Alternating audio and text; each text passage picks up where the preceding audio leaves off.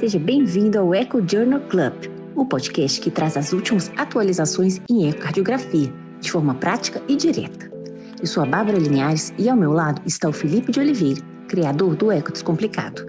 Juntos, exploramos os artigos científicos mais relevantes e aprofundamos o conhecimento em imagem cardiovascular. Prepare-se para mergulhar nesse universo fascinante e transformar sua prática clínica.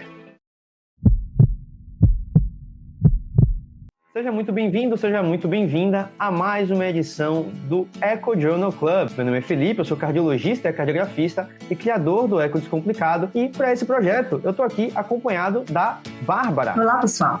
Eu sou a Bárbara Linhares Landesic, sou cardiologista e ecocardiografista do Hospital Biocor Redditor, em Belo Horizonte, e sou criadora do podcast The EcoCast, que trazemos atualizações em cardiologia e ecocardiografia para vocês.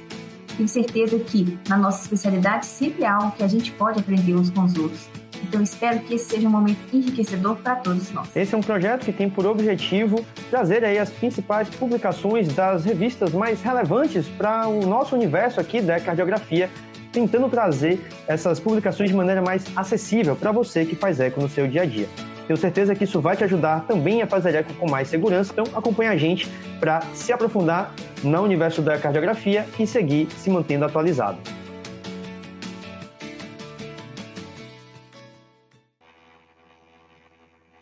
Agora com você, Bárbara, qual que é o trabalho que a gente vai discutir nessa edição do Echo Journal Club? O que você vai mostrar para a gente hoje? Hoje eu trago um outro artigo da JACC do final de 2024 e um artigo muito interessante que fala sobre o dano cardíaco na estenose aórtica leve. A gente acha que a estenose aórtica leve é uma doença aparentemente benigna, ou seja, que só existe aquela lesão valvar e não existe também muito dano cardíaco, e se existir aquele dano, aquela repercussão valvar da doença leve, seria causado somente pela válvula aórtica, é o que parece claro, né? Então, a hipótese central desse artigo, que foi um artigo original, fala: o dano cardíaco na estenose aórtica leve se limita, então, à válvula aórtica? Ou ela envolve o ato esquerdo, o ventrículo esquerdo, a válvula mitral e a circulação pulmonar?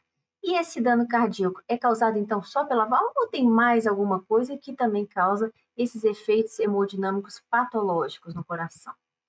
Bem, então, se a gente tem estenose aórtica e o remodelamento do VS secundário, a gente vai ver um fluxograma de uma cascata prejudicial na estenose aórtica, em que ocorre a sobrecarga de pressão pela estenose aórtica sobre o ventrículo esquerdo, levando a um aumento do estresse de parede, ou seja, aumento das pressões de enchimento do ventrículo esquerdo, levando a um remodelamento progressivo.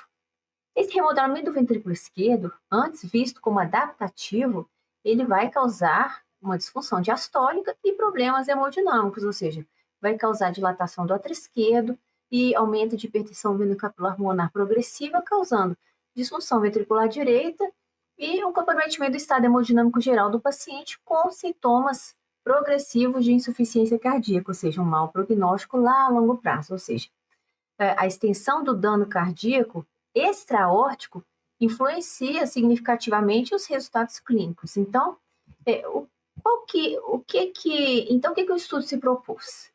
Que para a gente entender o impacto da estenose aórtica, além somente da válvula, esse pessoal, o Genereux e os colaboradores, propuseram então uma classificação do dano cardíaco em estágios.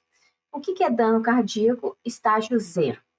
É aquele coração que a gente olha, que ele não tem dano cardíaco além da válvula aórtica. Ou seja, ele tem uma estenose aórtica leve, aquele paciente, todo mundo conhece um paciente com estenose aórtica leve, né? Então, aquele paciente de estágio 0, ele não tem nenhum dano cardíaco. Pacientes em estágio 1 são aqueles pacientes com estenose aórtica leve, mas que já têm lesão do ventrículo esquerdo, ou seja, eles têm algum grau de hipertrofia, uma disfunção diastólica e até mesmo uma disfunção sistólica. Pacientes no estágio 2 de dano cardíaco já tem lesões do átrio esquerdo, ou seja, já tem aumento de volumes de átrio esquerdo, ou regurgitações válvula mitral acima de leve, ou seja, já tem uma dilatação do anel mitral ali secundária ao dano ventricular esquerdo, tipo uma doença mitral funcional secundária à estenose aórtica. E no estágio 3, é aquele paciente com estenose aórtica, no caso aqui do nosso trabalho leve, que já tem lesão da vasculatura pulmonar ou da válvula tricúspide, ou seja, sinais de hipertensão pulmonar venicapular progressiva com acometimento do lado direito. E vocês? Qual estágio que vocês acham que é mais comum na prática clínica de um paciente com estenose aórtica leve? Então, a prevalência, então, do dano cardíaco na estenose leve, a prevalência foi nos pacientes com estágio 2, ou seja, 50% dos pacientes com estenose aórtica leve já estavam em estágio 2, ou seja, que já tinham lesões, acometimento de ato esquerdo ou válvula mitral, mesmo sendo estenose aórtica leve, e 80% dos pacientes com estenose aórtica leve já tem algum dano cardíaco. Então, não é tão benigna assim a estenose aórtica leve, né? Então, ponto. Então, a gente vai falar assim, então tá bom. Então, essa estenose aórtica leve não é tão benigna assim, a maioria dos pacientes já estão com um grau de dano cardíaco avançado, mas será que é só por causa da válvula? E o estudo veio mostrar que o desenvolvimento do dano cardíaco nos pacientes com estenose aórtica leve não está associado apenas à válvula, mas também às comorbidades. E aí que é a característica clínica dos pacientes que foram estudados. As comorbidades tiveram grande associação com o dano cardíaco, principalmente a hipertensão, o diabetes, a doença isquêmica e a doença renal crônica. Assim, existe então um impacto das comorbidades, então, no estágio do dano cardíaco. Não somente a válvula é a culpada pelo dano cardíaco do coração.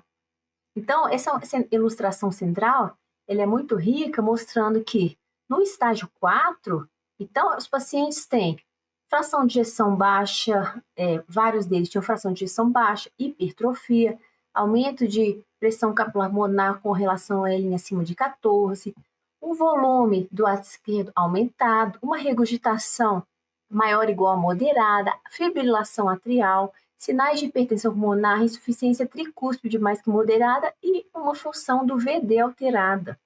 E poucos pacientes, somente 33% dos pacientes não tinham dano cardíaco.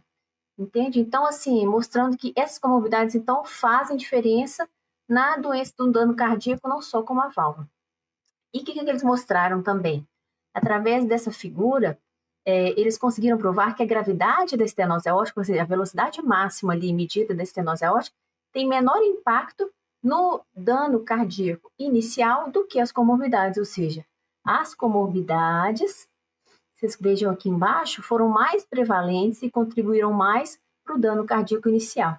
Então, é uma surpresa, né? Então, nessa análise multivariada aqui dos fatores relacionados ao novo desenvolvimento de um dano cardíaco, as comorbidades, hipertensão, insuficiência cardíaca, doença renal, eles foram relacionadas, elas foram contribuintes para o dano cardíaco e não a velocidade máxima. Então, como é que foi então o impacto na mortalidade? Qual é o impacto clínico disso? Foi feito então um segmento médio de 4,7 anos e a mortalidade desses pacientes, obviamente, foi maior quanto maior o estágio do dano cardíaco, né? Obviamente, do dano cardíaco. Então, o artigo fala da necessidade de avaliar esses pacientes precocemente para a intervenção ideal. Ou seja, a gente tem que, além de ver que a estenose aórtica é importante, igual a gente falou do artigo anterior que você falou, Felipe, a gente tem que ver que o número de comorbidades também impacta na decisão de operar mais precocemente esse paciente. Então, quais são as implicações clínicas e próximos passos? A gente tem que fazer uma avaliação abrangente do paciente, não só da doença valvar em si, mas as comorbidades, que eles aumentam o dano cardíaco e pioram o prognóstico, gerenciar essas comorbidades e fazer esse monitoramento contínuo, de modo que a gente possa operar mais precocemente esses pacientes com maior dano cardíaco. Então, concluindo, o que ele fala? O dano cardíaco, então, ele é muito comum em pacientes com estenose aórtica, mesmo que leve. O dano cardíaco está associado a piores resultados. E as comorbidades, então, são os principais contribuintes para o dano cardíaco nesses estágios iniciais da estenose aórtica. Então, a gente estadiar esse dano cardíaco, combinado com os dados clínicos, pode ajudar, então, a determinar o momento ideal para troca valvar aórtica ou intervenção sobre a válvula aórtica. É isso. Eu, assim, já há algum tempo eu venho ouvindo nas aulas, eu assisto bastante aula da Sociedade Europeia de Imagem Cardiovascular e tal, e muita gente tem comentado como a gente tem saído de um cuidado valvulocêntrico na válvula aórtica, na estenose aórtica, e caminhado aí para analisar o dano extracardíaco, né? Que é justamente proposto pelo Philippe Generot, que traz essa classificação, que ficou apelidado inclusive com o nome dele, Philippe Generot, de gravidade da estenose aórtica, do dano extracardíaco na estenose aórtica. Só que a gente sabe que a estenose aórtica é muito acompanhada de comorbidades, né? Raramente ela vem sozinha, ainda mais na população idosa, de maneira geral, que desenvolve a estenose aórtica, é muito comum a presença de fatores de risco, igual a gente vê para a aterosclerose, né? Fatores de risco incomuns com a doença aterosclerótica. Então, esse trabalho é um trabalho extremamente necessário, né? Que precisava acontecer para mostrar para a gente que, embora sim, não é que a gente não deva valorizar o dano extracardíaco, mas entender que esse dano extracardíaco talvez tenha a mesma causa da própria doença valvar. Talvez sejam as comorbidades que contribuem como fator de risco para o desenvolvimento da estenose aórtica, que também vão acabar contribuindo para a hipertrofia ventricular, né, através da hipertensão arterial principalmente, diabetes, etc., levando à disfunção diastólica, aumento do lado esquerdo, insuficiência mitral, hipertensão pulmonar, CFEP e por aí vai. Então, eu acho que a gente sempre deve analisar o conjunto, e esse é um trabalho que era extremamente necessário para a gente mostrar isso, né? Que também não é porque a gente pega aquele paciente com estenose aórtica e que tem um ato esquerdo aumentado, PSAP elevada, que necessariamente tudo é da válvula, mas isso não quer dizer que esse doente seja menos grave, né? Então, é um complexo emaranhado ali de fatores concorrendo e interagindo para o risco global do paciente, né?